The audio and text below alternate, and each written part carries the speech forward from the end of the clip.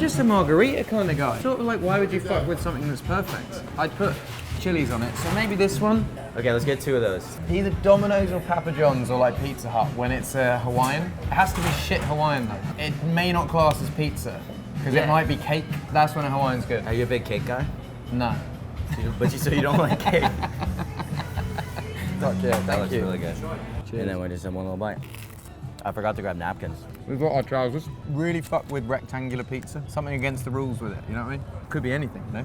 What's the most amount of money you've ever earned in a day busking? Busking. Yeah. Like 250 quid. And I remember that because I bought a wah-wah pedal with it and it was 250 pounds. In Ireland, and I was young, and I was singing Irish folk songs, and I think lots of like older Irish women were walking past and going, oh, that's really sweet.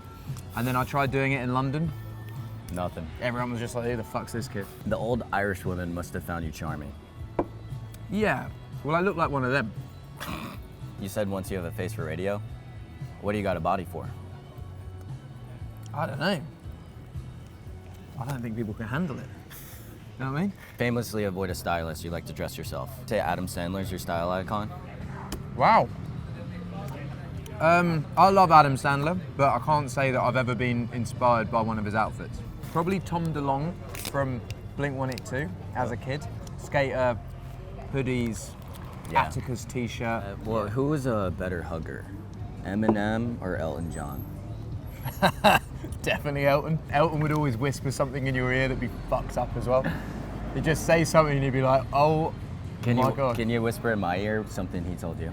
Oh, you don't want to fucking know. Well, you're currently the 6th most streamed artist on Spotify. How do you plan to dethrone the top 5? I've been #1 on that list before, and it's sort of like all you feel is this is going to end. That's all you feel. You get there and you're like, this is going to end. Crazy. So I actually think being even in the top 20 globally, it's great. Like you're amongst the conversation. I think when you're #1 in anything, it's not going to last. There is a shelf life to being #1. It's far better to be #6 forever. You'd want to be #6 forever, right? Oh, definitely. I don't want the pressure of being #1. Yeah, you win Super Bowl once and then you just never fucking win it again. Right, and then everyone's like, you're a has-been, you only won one time. It's like, I won one time. Ketchup tattoo, Heinz tattoo right there. Yeah, ketchup I'd have on pizza. If it was like bad kebab shop pizza, I would dip it in ketchup.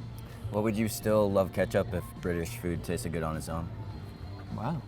This is true. Do you know why I started having ketchup? It wasn't British food. I was vegetarian in the 90s. Vegetarian kids in the 2020s do not know how lucky they are to have like good choice vegetarian food. Vegetarian food in the 90s was just either just bread, that was the choice, or like dry veggie burger. Oh mate, it was fucking grim. Shout out all my 90s veggies. So your Divide tour was one of the highest grossing tours in history.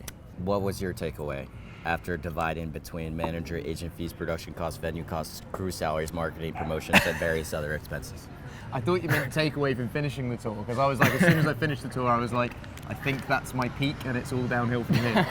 That was your takeaway? That was my takeaway. You took it literally. It wasn't actually dollar figures, it was an emotional my value. takeaway from financial, do you know what? All the commissions, as you just said, and then there's like 50% tax on that, and then I guess like, I do quite a lot for my music foundation, so I guess most of it would have gone into that. I don't know really.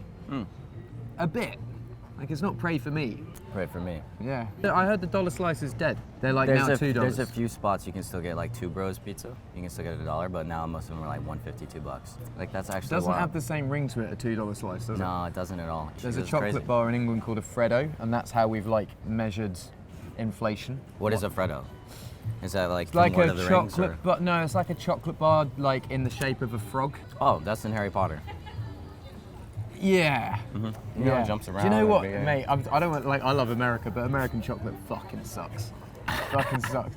I can agree with you fully. I agree with you fully. I was fully. on this podcast and they said say like an opinion that people aren't going to agree with, and I was like, Hershey fucking sucks. Yeah. And then halfway through the podcast, they were like, by the way, this podcast is sponsored by Hershey, so we're going to have to do it again. No. Oh, it tastes like newspaper. Caleb's Pizza Reviews. What do you rank the pizza?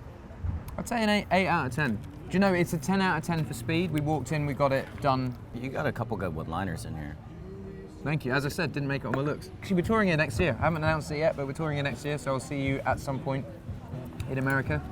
If you're in New York, we're doing MetLife, and I'll see you there.